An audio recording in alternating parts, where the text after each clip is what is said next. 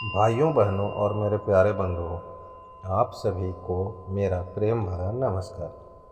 आप सभी का मेरे चैनल धार्मिक भावना पर फिर से स्वागत है। आज मैं आपको यह समझाने का प्रयास करूंगा कि मंदिरों में क्यों बजाई जाती हैं घंटियाँ, इससे जुड़ी मान्यताएं क्या क्या है। मंदिरों में घंटियों के धार्मिक तथा वैज्ञानिक महत्व क्या क्या होते हैं, तो आइए इसकी शुरुआत करते हैं।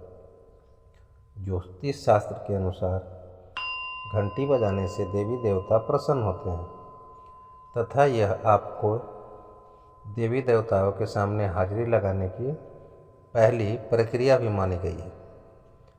प्राचीन समय से ही देवालयों तथा मंदिरों के बाहर इन घंटियों को लगाए जाने की शुरुआत हो गई थी। ऐसा करने के पीछे यह कारण था कि जिन स्थानों पर घंटी की आवाज़ नियमित तौर पर आती रहती है, वहाँ का वातावरण हमेशा सुखद और पवित्र बना रहता है। नकारात्मक तथा बुरी शक्तियाँ पूरी तरह निष्क्रिय रहती है। मंदिरों तथा देवालयों में प्रवेश से पहले बड़े बड़े घंटे टंगे होते हैं। हमें सबसे पहले उसे बजाना चाहिए।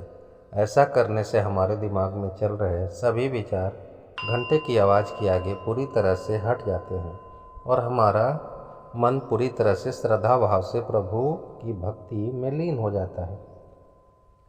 घंटे की आवाज़ हमारे मन को एकाग्रचित करके भगवान की ओर ले जाती है। घंटे को ऐसे धातु तथा ऐसे प्रकार से बनाया जाता है कि इसकी आवाज़ दिमाग के दाएं और बाएं हिस्से को मिलाने का काम करते हैं।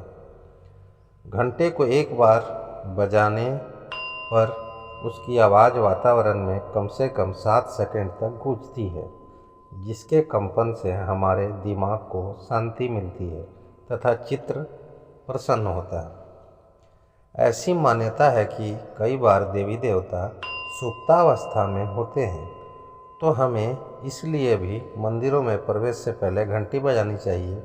इससे देवी देवताओं की मूर्तियों में चेतना जागृत होती है, जिसके बाद उनको पूजा और आराधना करने से हमें अधिक फलदायी और प्रभावशाली फल प्राप्त होते हैं।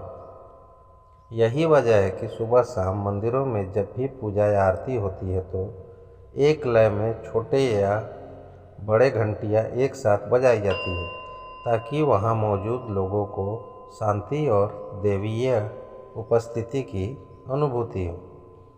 कुछ अन्य ज्योतिष शास्त्र के अनुसार मंदिरों में घंटी लगाने का केवल धार्मिक महत्व नहीं है, बल्कि इसके पीछे वैज्ञानिक कारण भी है।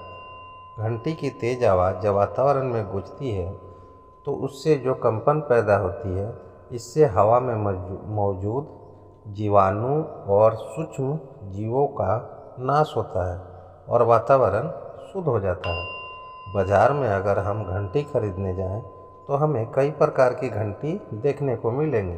तो आइए जानते हैं इन घंटियों के बारे में। पहली घंटी का प्रकार है गरुड़ घंटी। यह घंटियाँ आकार में छोटी होती है। ज़्यादातर घरों या मंदिरों में इनका इस्तेमाल किया जाता है।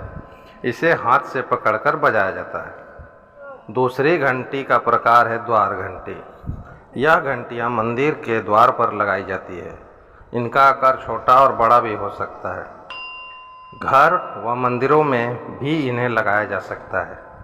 तीसरी घंटी का प्रकार है हाथ घंटी। घंटी का यह स्वरूप प्राचीन है। गोल आकार की प्लेट को लकड़ी की छड़ी से पीटा जाता है। इससे जो ध्वनि निकलती है वह घंटे या घंटी की ध्वनि जितनी ही तेज होती है। यह प्लेट पीतल की होती है। चौथे घंटी का प्रकार है घंटा। आकार में घंटा बहुत बड़ा होता है। जब यह बजता है तो आवाज़ कई किलोमीटर तक जाती है। इस घंटे को आपने मंदिर के द्वार पर या फिर द्वार से कुछ पहले लगा हुआ देखा होगा। घंटी की आवाज़ से मन में आध्यात्मिक भाव आते हैं। घंटी की लय से खुद को जोड़कर देखें, आपको शांति महसूस होगी। ग्रंथों में इस बात का भी जिक्र मिलता है।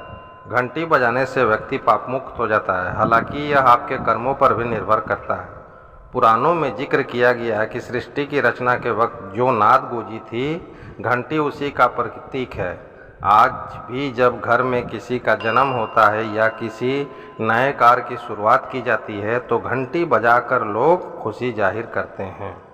अंत में हम घंटी बजाने के कुछ स्वास्थ्य लाभ भी जानेंगे। वैसे तो बाज़ार में आपको कई तरह की घंटियाँ मिल जाएंगी, मगर कैडमियम, जिंक, निकेल, क्रोमियम और मैग्नीशियम से बनी घंटी को बजाया जाए तो इससे निकली ध्वनि से मस्तिष्क के दाएं और बाएं हिस्सों को संतुलित किया जा सकता है।